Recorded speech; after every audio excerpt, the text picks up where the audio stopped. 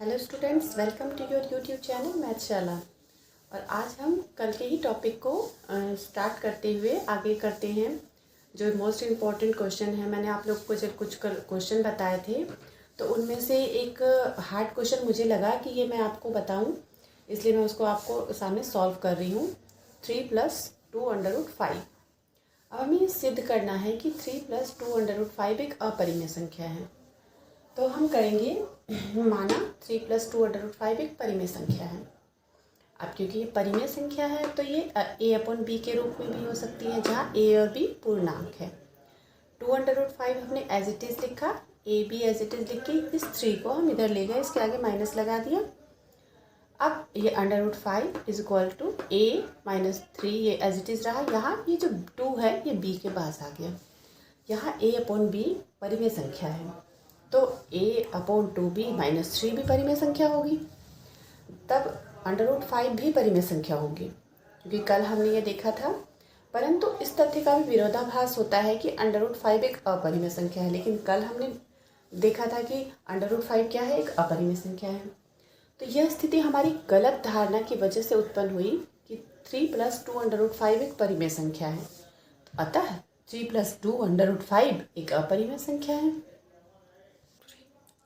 अगला क्वेश्चन है बच्चों, एक्सरसाइज 1.4 का फर्स्ट क्वेश्चन। बिना लंबी विभाजन प्रक्रिया के लिए बताइए कि निम्नलिखित परिमेय संख्याओं के दशमलव प्रसार शांत हैं या अशांत आवर्ती हैं। तो अब हमने क्वेश्चन लिख लिया 13/3125। अब हम क्या करते हैं, नीचे वाली जो डिजिट है इसका हम एलसीएम निकाल के देखते हैं। तो एलसीएम निकाला, 5 से 5 × 6 = 30, 5 × 2 = 10, 5 × 5 = 25, 5 × 1 = 5, 5 × 2 = 10, 5 × 5 = 25, 5 × 2 = 10, 5 × 5 = 25, 5 × 5 = 25, 5 × 1 = 5। अब ये हमारा इसका एलसीएम आ गया, ठीक है। और 13 तो क्योंकि हमारी परिमेय भाज्य संख्या नहीं होती, अभाज्य संख्या होती है, इसलिए 13 का एलसीएम 13 ही रहेगा। ऊपर 13। अब नीचे जो 5 है, क्योंकि ये 5 बार में आ गया है, तो यहाँ हर का विस्तार, यानी कि नीचे वाली जो डिजिट है इसका विस्तार 5 के n के रूप में, यानी कि इसके कुछ भी रूप हो, 2 हो, 3 हो, 4 हो, 5 हो, कुछ भी हो सकता है, इसलिए n लिखा है, के रूप में है। तो यह दशमलव प्रसार शांत होगा। यानी कि इसमें यह देखना है कि हर की जो नीचे एलसीएम हम निकालते हैं नीचे वाली डिजिट का, उसका जो दशमलव प्रसार, यानी कि ये जो वाली डिजिट होती है 2 के रूप में हो या 5 के रूप में हो, तो हमारा दशमलव प्रसार शांत होगा। अगला क्वेश्चन है बच्चों इसी का 29/343। अब 29 तो हमारे सेम उसी तरह से अभाज्य संख्या है, इसलिए हमने नीचे 343 का एलसीएम निकाला। ये हमारा 7 से गया, 7 × 4 = 28, 7 × 9 = 63, 7 × 7 = 49, 7 × 1 = 7। तो ये इसके एलसीएम आ गया नीचे की अभाज्य गुणनखंड। तो अब यहाँ क्योंकि ये 7 3 के रूप में है, ठीक है, यहाँ हर का विभाजन, क्योंकि मैंने बताया था पहले क्वेश्चन में कि 2m या 5n या 2m 5n के रूप में नहीं है। ये जो संख्याएं हैं 2 और 5 के रूप में नहीं हैं, तो अतः दशमलव प्रसार कैसा होगा, अशांत होगा। अब मैंने बच्चों आपको बताया था कि हम इम्पोर्टेंट क्वेश्चन कर रहे हैं।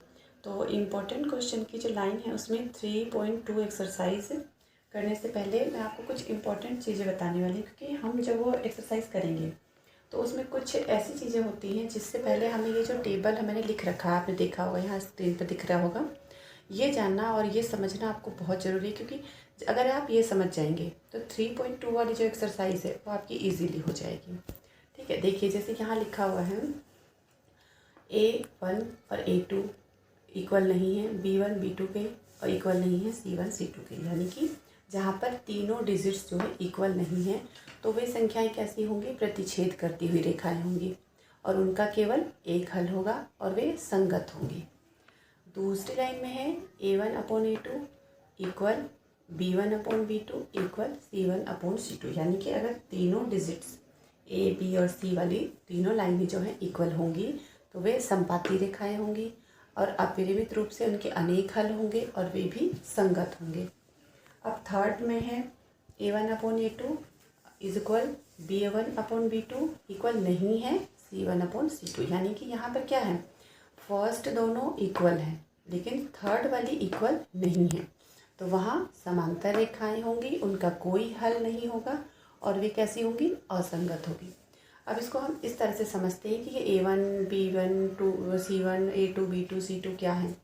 हमारे पास मान लिया दो इस इक्वेशन दिए हुए हैं, x - 2y = 0, 3x + 4y - 20 = 0। तो हम इसमें क्या करते हैं, जो हमारी फर्स्ट वाली डिजिट होती है वो A1 हो जाती है, सेकंड हमारी हो जाती है B1 सॉरी, और इसी तरह से इसकी फर्स्ट वाली हो जाती है B1 B2 और ये C2। तो इसको हम एक सीक्वेंस में लिख लेते हैं। जैसे ये हमने A1 लिखा 1 और यहाँ A2 आ गया हमारा 3 और हमारा B1 आ गया -2, क्योंकि यहाँ माइनस लगाना बहुत इंपॉर्टेंट है क्योंकि यहाँ माइनस है। और हमारा B2 आ गया 4 और हमारा C1 है 0 क्योंकि यहाँ पर 0 है और हमारा C2 हो गया -20। अब ये क्या है, तीनों ही इक्वल नहीं है, ठीक है। तो इसलिए ये प्रतिच्छेद करती हुई रेखाएं होंगी और इनका केवल एक हल होगा और ये संगत होंगी। अब दूसरा इक्वेशन देखते हैं, 2x + 3y - 9 = 0, 4x + 6y - 18 = 0। अब इसमें भी हमने A1 A2 B1 B2 C1 C2 के अकॉर्डिंग रखा है। तो यहाँ पर भी A1 हमारा 2 हो गया, A2 हमारा 4 और हमारा B1 3 हो गया, B2 6 हो गया और C1 हमारा 9 हो गया -9 और C2 हमारा 18 हो गया -18। अब हम इसमें क्या करते हैं, अगर हम इसको कट करते हैं, 2 × 1 = 2, 2 × 2 = 4, 3 × 1 = 3, 3 × 2 = 6, 9 × 1 = 9, 9 × 2 = 18, यानी कि ये तीनों क्या हैं, इक्वल हो गए। इसमें भी 1/2, इसमें भी 1/2, इसमें भी 1/2, ये माइनस माइनस कट जाएगा, ठीक है। तो यहाँ क्या हो गई, ये संपाती रेखाएं होगी और इसके अपरिमित रूप से अनेक हल होंगे और ये संगत भी होगा, ठीक है।